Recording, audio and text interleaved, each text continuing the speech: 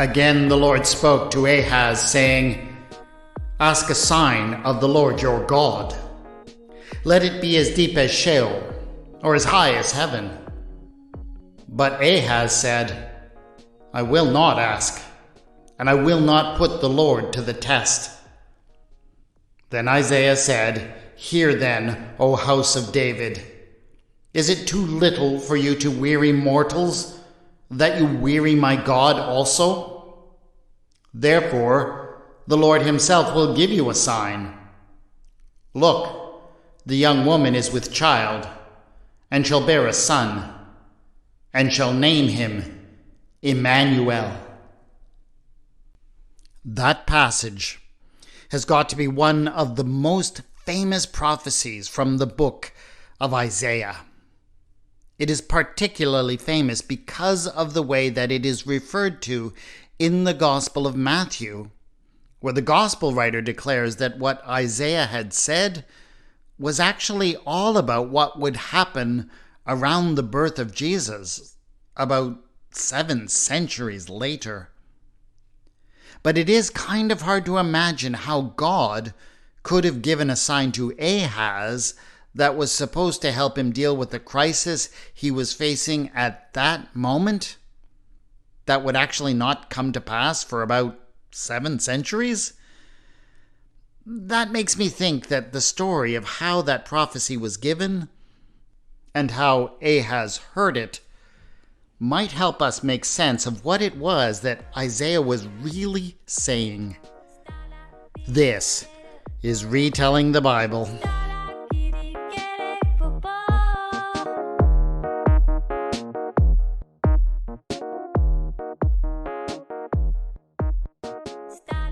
Episode 5.15.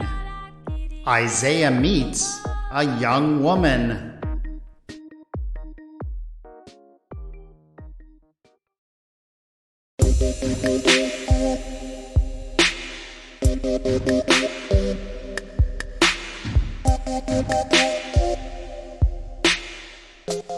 Ahaz had been having such a good day when he got the bad news. It had been his wedding day, in fact, and every young man wants his wedding day to be perfect. I mean, sure, it's not like it was his first wedding day, or even his second or third. Abijah, the daughter of Zechariah, would actually be his 5th wife, but he had a gut feeling that there was going to be something special about this one. She was young, like really young, and quite beautiful. She was a country girl, wide-eyed and awed by the big city, and she looked at him as if he were the most impressive thing that she had ever seen. And there seemed to be this connection between them like he had never really felt before. So Ahaz's heart was filled with joy as he stood beside her and made her promises. Yes, this one was going to be special. And it was just as they were leaving and he was going to go and prepare himself to meet her in the royal bedchamber that one of his lieutenants came up with the devastating news. "My lord," he said, "your agents have returned from the north, and it seems that the rumors are true. King Rezin of Aram and King Pekah of Israel have now formed an alliance." Ahaz knew exactly what this meant, and it wasn't good. The 2 kings had been trying to persuade him to join with them and prepare to oppose Assyrian incursions into the area. They had been very insistent, but King Ahaz had resisted. He was only too well aware of how powerful the Assyrians were, and he suspected that they were the kinds of enemies that one should not make lightly. But now, it seemed, Israel and Aram had lost whatever patience they'd had, and were moving ahead with their plans. But Ahaz had no illusions that this meant that he was now off the hook. They would still be unwilling to move forward without the support of Judah, and if Ahaz wasn't going to give it willingly, they were not going to take no for an answer. Their next step, without a doubt, would be to launch a full-scale attack on Jerusalem. This wasn't just bad news. This was terrifying. Ahaz knew that he could never withstand the combined forces of Aram and Israel, and he dared not join them against Assyria either. Ahaz turned to his new bride with an anxious look on his face, but she, not understanding the meaning of anything that had been said, merely looked puzzled. Ahaz took her hand. "My dear," he said, "you will soon learn that I am frequently bothered by such matters of state. I will have some work to do in the coming days and weeks. But let us forget all of this for now. You and I have some celebrating to do." And with that, he picked her up. Oh, it was amazing how light she was to carry, and swept her away to the royal bedchamber.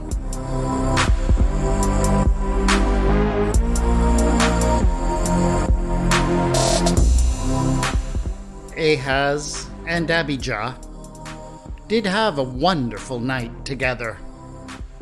Or, at least, Ahaz had a wonderful night and never really got around to asking Abijah about it. Frankly, though, the king felt as if he were in love with her.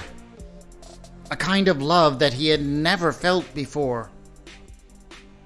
The way that she looked at him and deferred to him like his other wives didn't made him feel important and powerful, and he liked that feeling. And so, in the weeks that followed the wedding, he made a point of spending as much time with her as he possibly could. He brought her into his council meetings, where she sat silently as the men talked together about what they should do in the face of this Israel-Aram threat. There was much discussion about the possibility of Judah entering into some other alliance, perhaps even an alliance with Assyria itself, that could gain them some protection.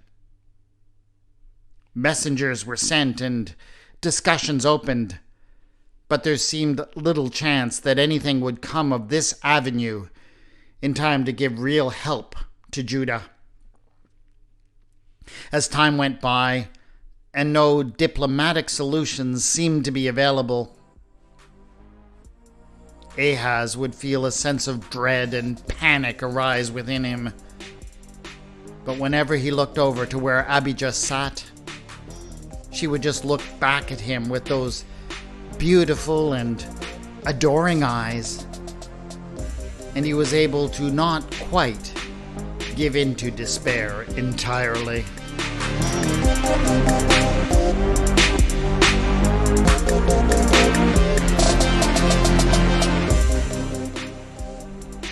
At the same time, the king devoted many days and weeks to shoring up the defenses of the kingdom and the city. He visited the strongholds of the kingdom and encouraged his warriors as he directed upgrades on their weapons and armor. On these long trips, he made a point of bringing Abijah along and showing her off to his soldiers and commanders. but he was especially concerned for the defenses in Jerusalem itself. He spent so many days inspecting the walls and gates, directing repairs and doing whatever he could to make them even more impregnable. And Abijah was such a trooper. She always seemed to be so happy just to be with him. She listened and nodded with apparent interest as he spoke to his engineers and builders.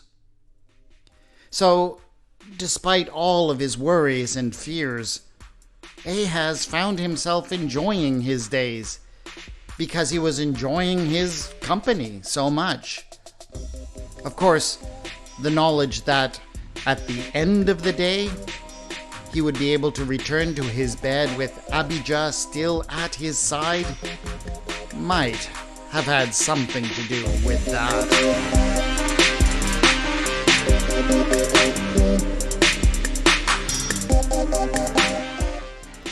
But preparing for an invasion is not just about fighting men and defensive structures. Ahaz knew very well that Rezin and Pekah's most likely strategy would be to put Jerusalem under a siege. And the most important consideration when you are under siege has to do with supplies. Ahaz ordered that all the storehouses in the city should be filled with everything that could be found. But when it came to the water supply, he knew that he would have to look to that himself. Yahweh had blessed the city of Jerusalem with a spring that flowed faithfully just a short distance below the royal palace in the old city of David. The spring, obviously, would mean everything should the kings of Israel and Aram seek to besiege the city. Over the years, the kings of the house of David had taken many measures to protect the waters of the spring. In those days, the great tunnel to channel the water for the city had not yet been built. That great task would only be realized by Ahaz's son. But there was nevertheless a system of pools and conduits that were used to supply the city. And so, of course, on one fine morning, the king set out to inspect those as well, and to consult with his engineers on what could be done to secure them in the event of a siege. By this time, of course, nobody questioned it when they saw that the king had brought along his pretty young wife. It was when Ahaz was at the end of the conduit of the upper pool on the highway to the fuller's field that he looked up and saw two figures approaching him, a man and a boy. The king recognized the man immediately. It was Isaiah, the son of Amoz. Everyone in Jerusalem knew who Isaiah was. On the day when Ahaz's father, Jotham, had been made king, Isaiah had freaked out in the middle of the enthronement ceremony. Ahaz hadn't been there. He'd only been 4 years old at the time, but he'd had the story told to him many times. Ever since that day, Isaiah had been recognized by all as a prophet of Yahweh, which meant, for the most part, that Ahaz saw him as a nuisance and bother at best, and as a treasonous gadfly at worst. But honestly, this whole situation with Israel and Aram had gotten the king so spooked that he actually felt kind of glad to see the prophet. Maybe this time the old man would say something that would help them all get a better perspective on this horrible situation.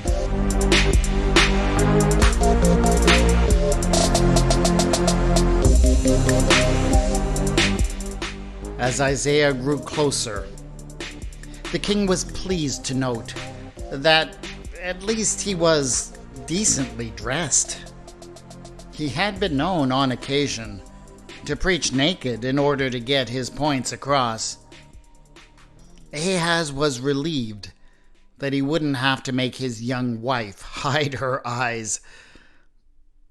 It was also somewhat comforting to see that Isaiah had a young boy walking with him, likely his son.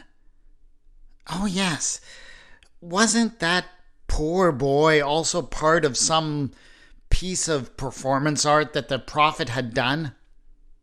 Ah, yes. Isaiah had saddled the poor boy with the name Shir Jashub, a remnant shall return, in order to underline some important point he was trying to make. The king looked at the boy with pity. The teasing he must have had to put up with from the other boys. But Ahaz quickly turned his attention away from the young boy when Isaiah began to speak. "You're worried. You're terrified of Rezin and Pekah," began the prophet. "Well, maybe you should be. After all, they have conspired together to attack Jerusalem and remove you from your throne and put the son of Tabeel in your place as their puppet." Ahaz shuddered. Yes, this was exactly what he feared. But Isaiah was not finished.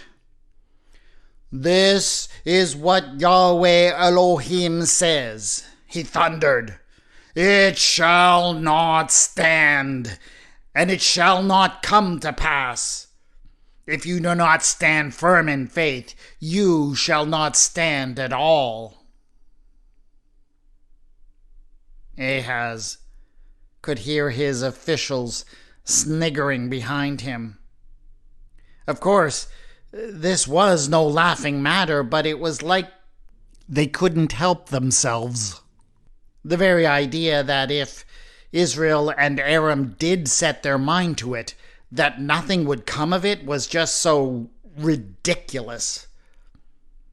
The king himself did manage to keep a straight face, but he could tell that the prophet was not pleased with him at all. "Oh, I see, that's how it is then," said Isaiah. "All right, if you all need to be convinced, then just ask for a sign. Ask a sign of Yahweh, your God. It can be anything. It can be as deep as Sheol, in the depths of the earth, or as high as the heavens, and Yahweh will do it." Ahaz raised his hands. "No, Father," he said, "there is no need. Of course, I know you speak the truth. I will not ask. I will not put Yahweh to the test." But if anything, Isaiah heard that as an even greater insult to him. "Hear then, O house of David.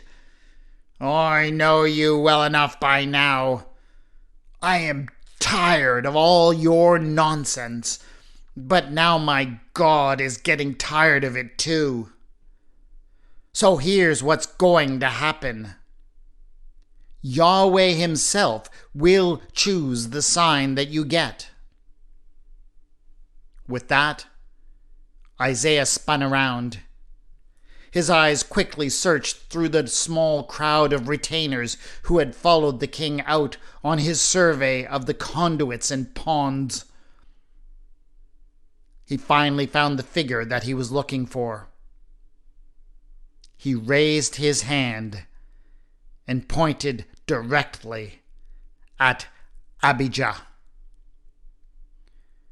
The young woman's eyes widened with fright. No one much likes the idea of being the focus of the attention of any prophet.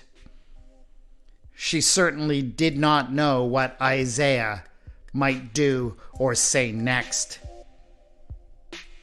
She looked to her husband, who met her eyes with compassion, but no less fear. "Look!" Isaiah thundered. "Look! The young woman is with child."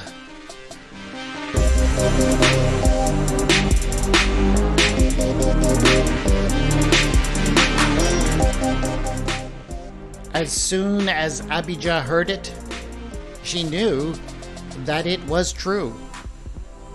She had been wondering for days why her monthly flow had not begun. She really just needed someone to put it into words to know what must be going on inside of her. And now she saw in her husband's eyes more than just alarm. She saw the question that was there. And so she gave him the smallest nod of her head and allowed her lips to turn up into a timid smile.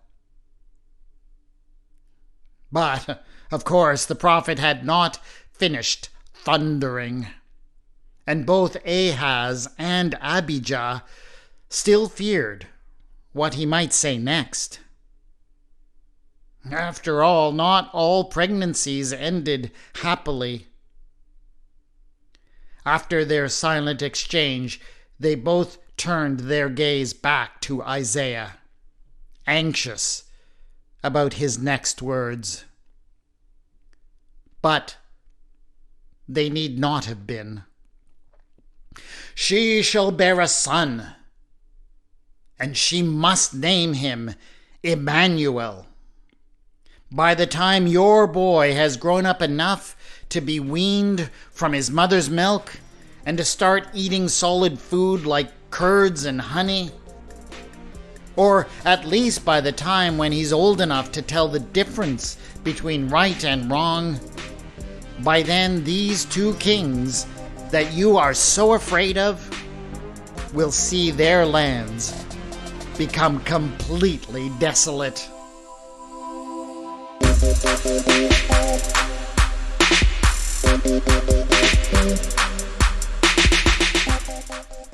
That was the message that the prophet gave to the king and his young wife that day. Though, when it was remembered by Isaiah's disciples and written down later, the language had gotten a little bit more flowery. Once the prophet had left, Ahaz and Abijah spoke together for a little while apart from everyone else. Whatever else was going on, they both felt extremely happy right then.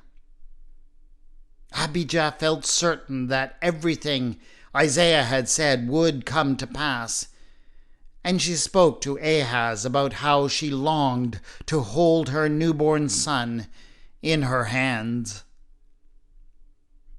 Ahaz couldn't help but be a bit more thoughtful. He was pleased, of course, that he would finally have a son.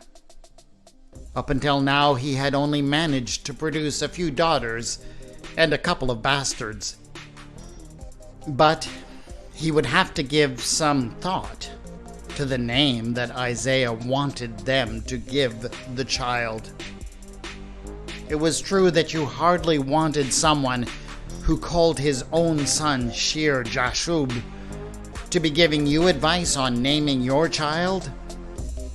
But Immanuel, what would it be to have a son whose name meant that God is with us?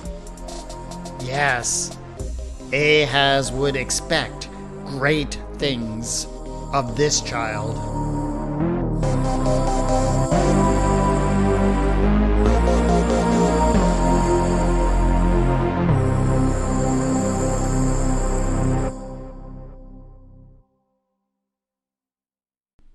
A lot of ink has been spent over the years discussing one particular word in the 7th chapter of the book of Isaiah. That word is translated as young woman in most modern translations. The problem is that when the Gospel of Matthew quotes this passage, it uses the word virgin instead. The Hebrew word that occurs in the original text, most scholars agree, simply means a young woman, a woman who might or might not be a virgin. But sometime around the 2nd century BCE, a Greek translation of what we call the Old Testament was made, a translation commonly called the Septuagint, and it translated the word as virgin. And it seems likely that the writer of the Gospel of Matthew was using the Septuagint. The problem is not just that Matthew seems to be using a poor translation. The problem is that he makes this one mistranslated word the centerpiece of his argument that Jesus, the son of the Virgin Mary, is the fulfillment of the prophecy given in the book of Isaiah.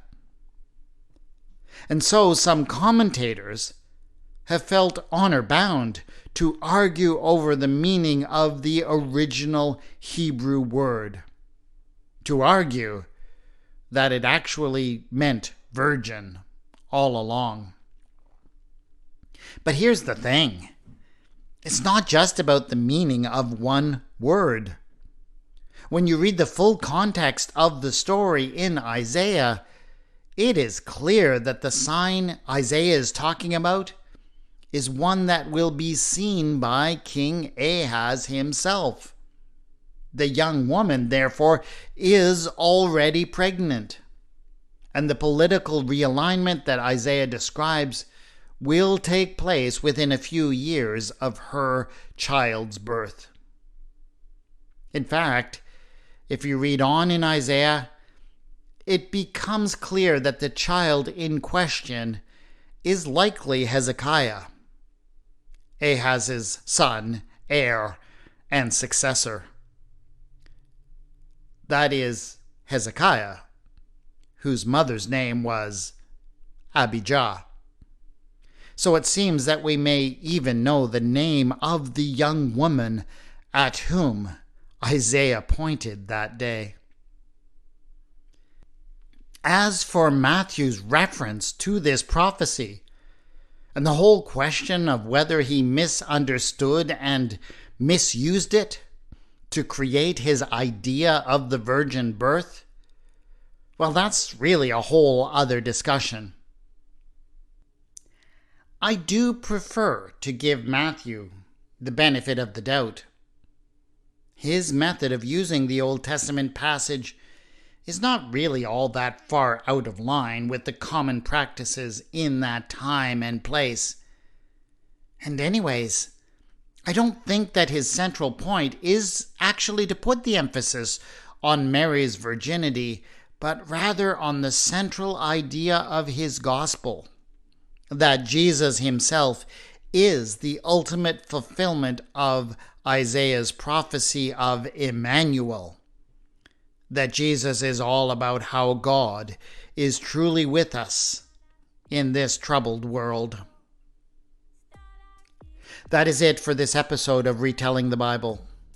Please subscribe so that you can get the next episode in a couple of weeks. A 5-star rating and review on Apple Podcasts or some other podcasting platform is a great way to help other people find this podcast.